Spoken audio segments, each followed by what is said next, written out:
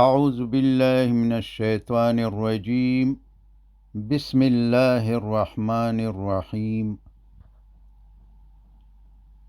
د البقره سورت مدنی ده پرته د 201 نمبر آیات نه چې د حجۃ الوداع په کال په مینا کې نازل شوی دی. 280 آیاتونه او 40 رکوع لري او په تلاوت کې دویم او په نزول کې 80 سورت ده. بسم الله الرحمن الرحیم. الف لام میم. دغه حروف ته مقطعات وای. د دې په معنا الله تعالی پوهیږي. ذالک الکتاب، دا کتاب، لا نشته ده، ریب هیڅ شک، فیه پدې کې چې د الله تعالی د لوري نازل شوی دی. یعنی په دې خبره کې هیڅ شک نشته چې قرآن کریم د الله تعالی کلام او خبرې دي او ټول مضامین رښتیا دي. پرته د قرآن کریم نه تر اوسه پورې په دنیا کې هیڅ چا هم داسې کتاب نه دی لیکلی چې د کتاب اوله جمله دا وي چې زما په دې کتاب کې هیڅ شک نشته دی. نه اوس پکې غلطي شته او نه به یې په آینده کې پکې څوک پیدا کړي، بلکې تر اوسه پورې چې په دنیا کې څومره کتابونه لیکل شوي دي، په هر کتاب کې یا میاشت یا کال او یا څو کلونه وروسته د نورو لیکوالانو یا د علماو د خپلو شاګردانو په واسطه بېشماره غلطۍ پیدا شوي دي. یعنی قطعاً په دنیا کې پرته د قرآن کریم څخه بل داسې کتاب نشته دی چې د وخت په تیریدو سره پکې غلطي نه وي پیدا شوي.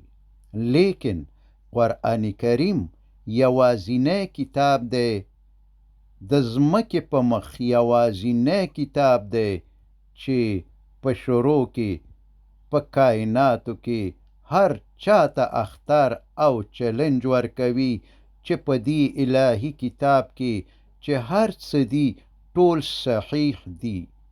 دا کتاب د غلطۍ څخه بالکل پاک دی او هیڅ شک او شبه پکې نشته دی او نه به د قیامت پورې پکې څوک غلطي پیدا کړي. د قرآن کریم نه منکرانو د پیغمبر علیه السلام د زمانې څخه تر اوسه پورې ډیر زیات کوششونه وکړل، دولتونه یې مصرف کړل تر څو چې د قرآن کریم دا چلنج مات کړي، مګر الحمدلله نه د قرآن دا چلنج چا مات کړی دی او نه به یې د قیامته پورې څوک مات کړي، چې دا ډیر لوی ثبوت دی چې قرآن کریم د الله تعالی کلام او کتاب دی. ځکه چې د بنده په کلام او کتاب کې یو څه نه یو څه غلطي وي او د وخت په تیریدو سره خو پکې حتما تغییرات او غلطي پیدا کیږي. هدن لار ښودونکی دی، للمتقین د پرهیزګارانو دپاره. اوس پرهیزګاران څوک دي؟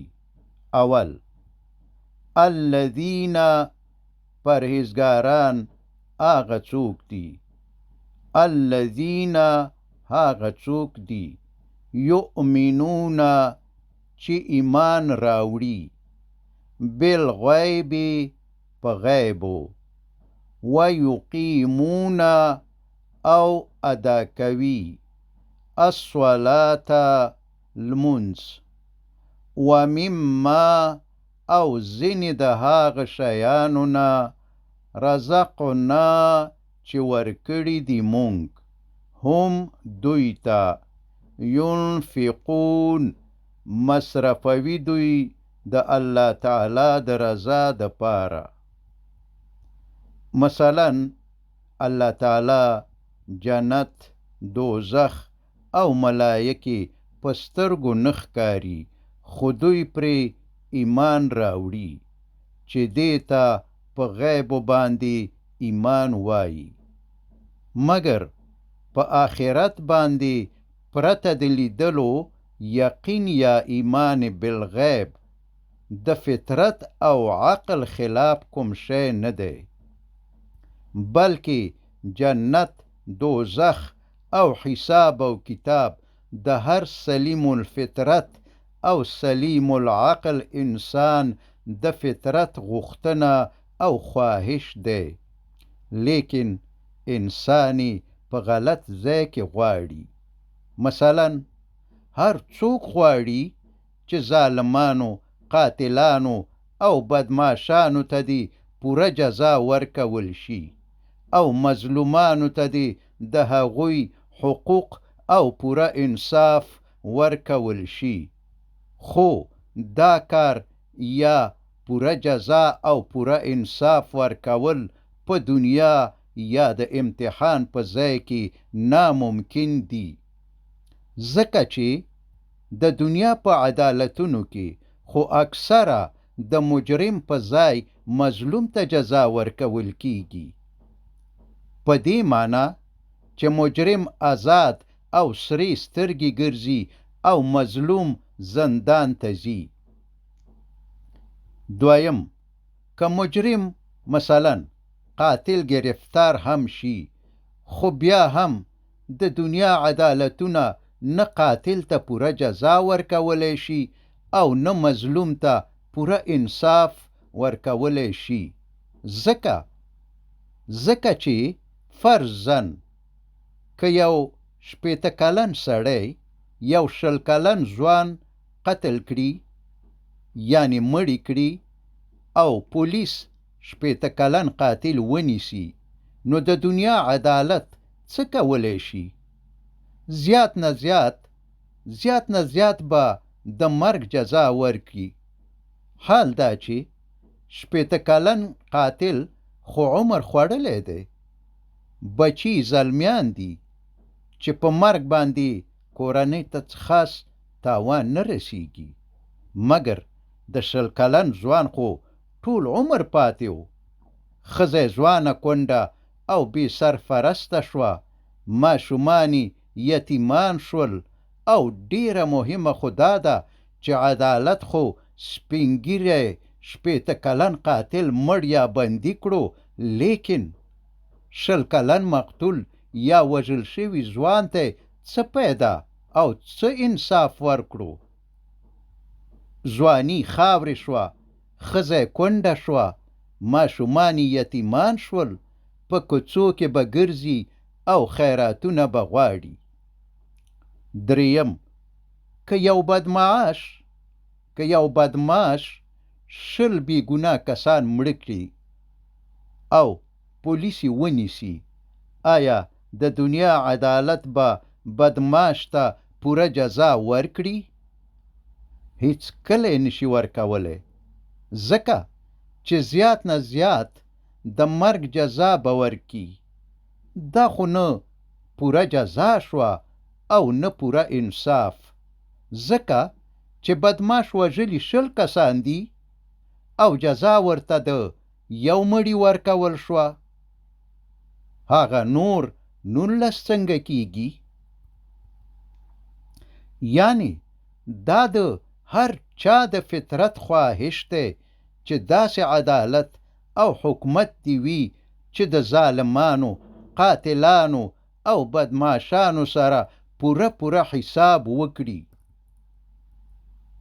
او ظالمانو ته پوره جزا او مظلومانو ته پوره حق ورکول شي، او دا د هر سلیم الفطرت او سلیم العقل انسان د فطرت آواز او غوښتنه ده، او فطرت صرف د حقیقي او ممکن شیانو غوښتنه کوي. مثلا فطرت هیڅکله د 2 لاسونو په ځای د 4 لاسونو خواهش او غوښتنه نه کوي، یعنی همیشه د هغې شي خواهش کوي کوم چې ممکن او حقیقت وي. نو د فطرت دا خواهش او غوښتنه هم بالکل حقیقت ده. همداسې عدالت او حکومت شته دی، خو د دنیا یا د امتحان د کوټې نه د باندې د دنیا په جوړه، یعنی د آخرت په اوله ورځ د حشر په میدان کې. دا د الله تعالی عدالت دی.